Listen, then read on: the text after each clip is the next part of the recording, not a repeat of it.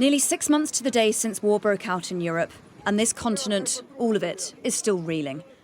But while the cost of war there is human and horrific, there's a cost here too, and it's also a crisis.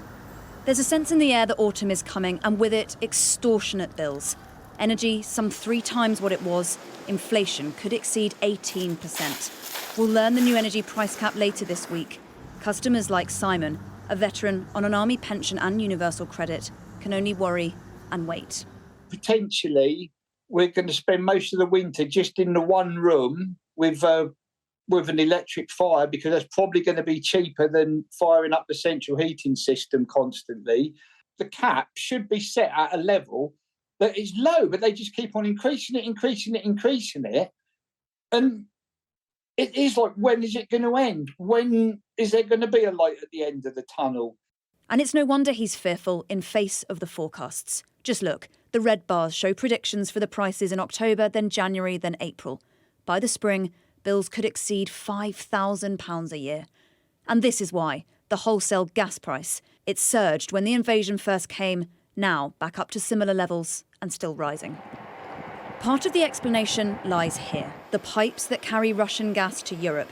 The Nord Stream pipeline will be shut off for 3 full days next week.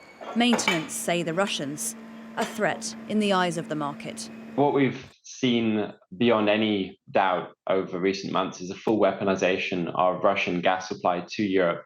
The main objective is to try and stymie any effort to rebuild stocks ahead of this winter, so that during this winter we are reliant on Russian gas.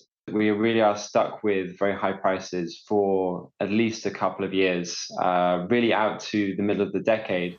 And it is energy that will drive skyrocketing inflation. Intervention could prevent the most dire predictions, but it will be complex.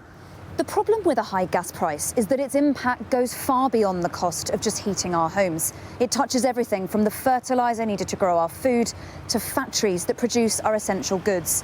And while there isn't much the government can do to bring down the price, there are things it could do to mitigate the impact. The pressure here is really mounting. Most now agree the help on offer from the leadership contenders will not be enough, and an impoverished population could hasten the forecasted recession, making everything worse. It is an exceedingly bleak picture and a deeply worrying time. Helen-Ann Smith, Sky News.